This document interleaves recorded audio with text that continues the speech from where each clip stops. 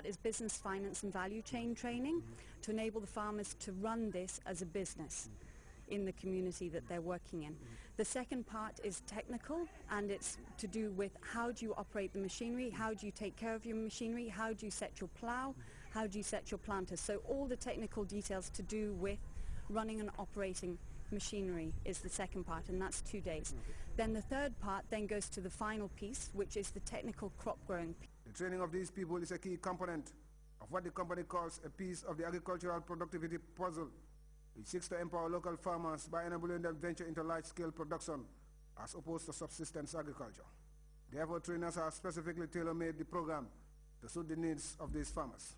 We've developed material more specific so that we can train anyone, doesn't matter the literacy level, and we can train big groups of people, and like you've seen here that we can even train everyone, it doesn't matter. We can take this training project out of a venue. It don't have to be under roof, we can even do it under a tree. We've got the material, we've got pen flips, we've got PowerPoint presentations. We even have the first module that's farm management. This partnership between the government and John Deere is a giant leap forward for the agricultural sector in the country, which occupies top priority in the country's development blueprints. The sector is the largest employer, with 80% of the population engaged in crop and animal production, but largely on subsistence basis, despite efforts by government to mechanize production. With most farmers depending on draft animals for mechanization, government under President Jammeh's leadership is seeking to replace the donkeys, horses and oxen with tractors. Despite this long history of mechanization in the Gambia, through the use of both animal traction and tractors, manual labor still remains the predominant method of cultivation, weeding, harvesting and processing. Today, the tractor fleet is estimated at 750 units and is almost equally divided between two-wheel and four-wheel tractors of up to 80 horsepower. This gives a tractor density of 2 units per 1,000 hectares of arable and permanently cropped land. The focus, according to the Agriculture Minister, is to improve and increase the use of mechanization to atone for the shortage of labor as a result of the rural-urban drift, which has left subsistence agriculture largely in the hands of women and the elderly.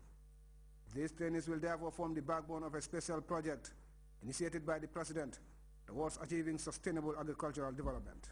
The program calls for the tractors to be supplied to selected contact farmers who are to operate these tractors on the basis of a business model which will provide a full production package as well as transportation needs. This pilot program aims to reach about 450 medium-scale farmers in the West Coast region and through the regional agricultural directorates. An expansion of the program would aim to reach about 500 more farmers in the remaining 5 agricultural regions over the next 4 years. In addition to the training, government will purchase 65 tractors and an additional 18 more, complete with plowing, harrowing, planting, spraying and harvesting equipment, bringing the total to 82 tractors for an amount of $155 million. This, it is envisaged, will ensure that medium and small-scale farmers will achieve increased household food security, as well as significantly contribute towards the realization of national food security, which was severely hampered during the last cropping season. Mauricio Jallo, Grts. Tourism contributes a staggering 13% towards the Gambia's gross domestic product, making it the highest foreign exchange earner. During the grant season, several hotels have to drastically reduce the number of employees on their payroll to get by.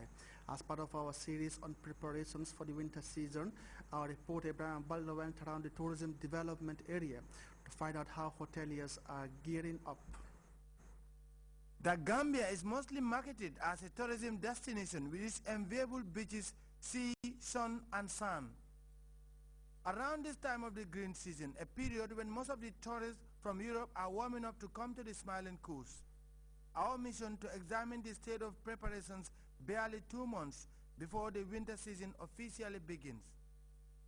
Not much is happening in terms of programs for tourists. In some places, the locals are taking advantage of the situation to swim. In the absence of statistics as regards the number of people who are benefiting directly or indirectly from the tourism business, the likes of Modlamin Jallo said when it comes to tourism, it should be everybody's business. We have to promote it ourselves because this is our thing. This is the Gambia. To become a good citizen is you need to work very hard to achieve your dreams. And if you want to achieve your dreams, you have to start it by yourself. You have to love yourself before you can love others. How can we love ourselves is to work on our initiatives. For Sunswing Beach Resort, we want to make the beach to become one of the best beaches in the Gambia. General Manager Buna Manjai said preparations for the next winter season have started in earnest. Air Europa, he said, would start shuttling between Banjul and Europe. We are also expecting very soon for the Euro-African Express to start operation next month, and they will also be covering Madrid, Banjul, and UK. As you know, the Spanish market has been our traditional market during the green season in the Gambia, and I am confident as I'm talking to you now that by next month we will be having 2 flights servicing Banjul, Madrid, Banjul, Barcelona. The tour operators also play a major role in bringing tourists to the country. This time around, something new is in the offing. This year, we're hoping to continue with our current clients that we have been working with for the last couple of years. Mostly, we have had round trippers, and that means they have programs covering the Gambia and Senegal. But mostly, the most important thing is they will not be spending most of their holiday in a hotel. Going on a round trip means you'd start from one point, visit different areas, go up country, and then end in a different place. So which means we would be exposing more of the Gambia and promoting more tourism and traffic up country as well.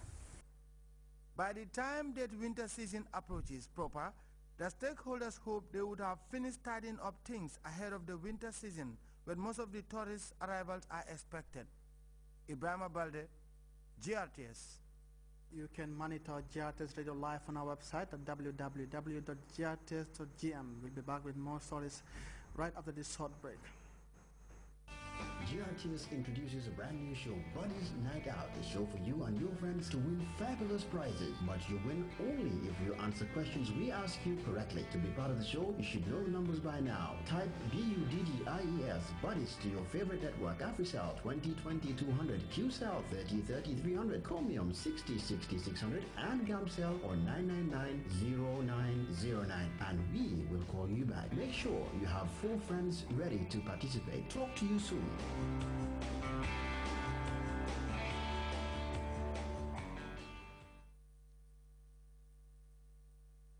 Welcome back. Flash floods in different parts of Senegal have left 6 people dead.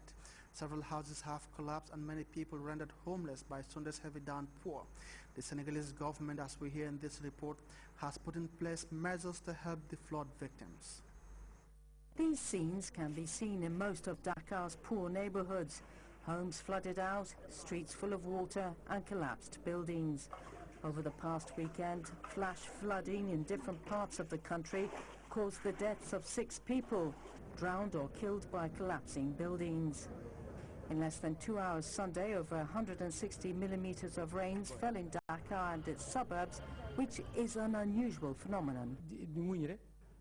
We can't find the time to sleep anymore since we use all our time to bail out the water. The problem is made worse by the fact that the floodwaters cannot be evacuated. There was a time when there was infrastructure dedicated to evacuating the water, but unfortunately, uncontrolled construction and illegal housing development led to these pipes being all blocked up. The government has introduced emergency measures in Dakar, the holy city of Touba, to help flood victims. According to weather reports, heavy rains could continue until mid-September. A power broker in the Middle East and victim of terrorism. That is how Iran is portraying itself as host of the Non-Aligned Movement Summit. CNN's Reza Haya looks at the summit and what Iran hopes to achieve at the gathering. Planted flowers, manicured lawns, shiny new flags, and welcome banners. The Iranian government has spent a lot of money to look its